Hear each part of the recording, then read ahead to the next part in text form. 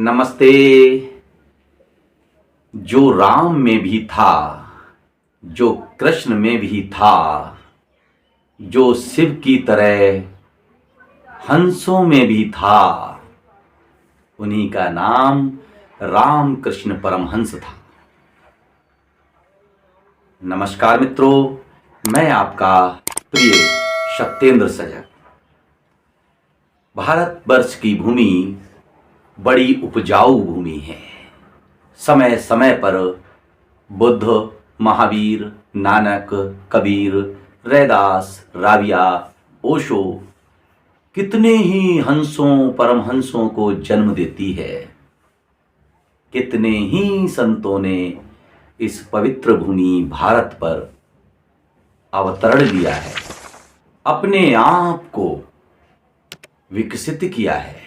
पूरी मानवता के कल्याण के लिए उन्होंने कार्य किया है और अपनी आत्मा की सुगंध को पूरी धरती पर बिखेरा है। उन्हीं में से यह दैदीप्यमान सूर्य हैं श्री रामकृष्ण परमहंस, स्वामी विवेकानंद के गुरुजी। जैसे विवेकानंद का बचपन का नाम नरेंद्र था, ऐसे ही रामकृष्ण परमहंस का बचपन का नाम गदाधर था। बचपन से ही बड़े जिज्ञासु और बैरागी प्रवृत्ति के थे। उनके कुछ विचारों को यहां हम लेकर आए हैं, विचार जो आपके जीवन में भी परिवर्तन कर दें। आइए वीडियो में चलते हैं। वीडियो के आखिर में आपको एक कहानी के माध्यम से बताएंगे कि वह परमहंस थे। आखिर कैसे परमहंस थे वो, कहानी क्या कहती है, ये लास्ट में आपको पता चलेगा। फलों से लदा पेड़ हमेशा नीचे झुकता है। यदि आप महान बनना चाहते हो तो झुकना सीख लो, विनम्र बने रहो।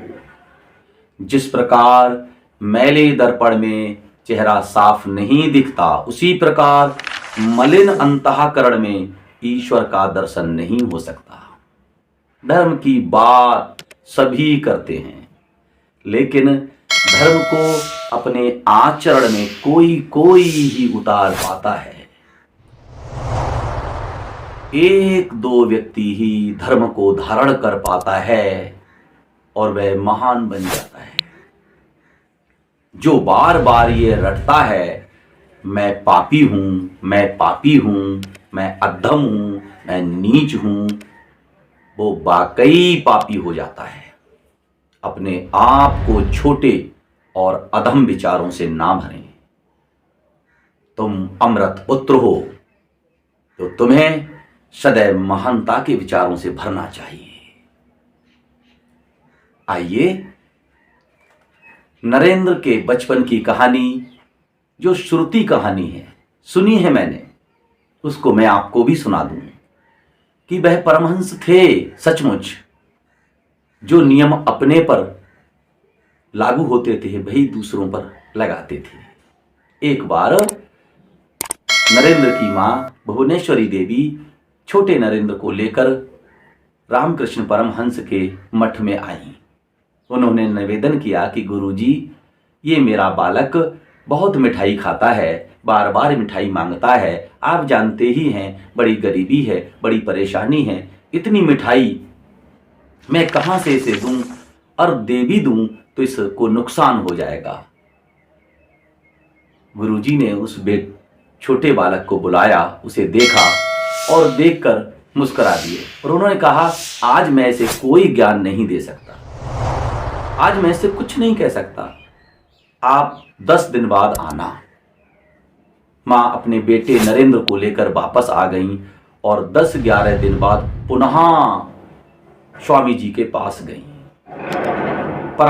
परमहंस जी ने आज जैसे ही नरेंद्र को देखा और कहा, बेटे, ज्यादा मिठाई खाना अच्छी बात नहीं है, मिठाई कम खाया करो, ये नुकसान देगी, इतनी ज्यादा मिठाई अच्छी बात नहीं है।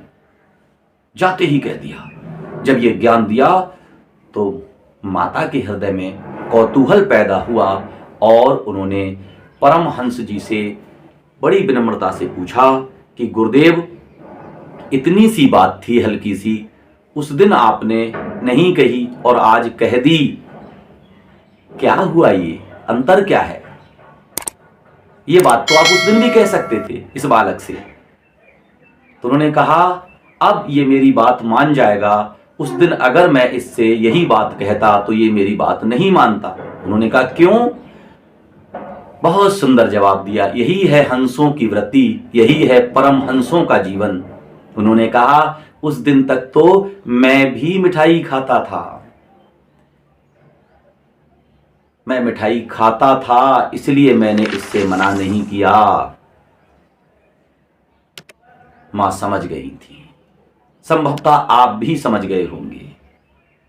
जो कार्य आप स्वयं कर रहे हों, उन कार्यों के लिए दूसरे से मना कैसे किया जा सकता है? ये परमहंसों का आचरण नहीं है। आप सब, कहानी कैसी लगी आपको और इस पूरे वीडियो से आप क्या समझ रहे हैं, प्लीज कमेंट करके बताएं। और इस वीडियो को आप लाइक शेयर करें और चैनल को प्लीज सब्सक्राइब कर लो, please. Thanks for watching this video.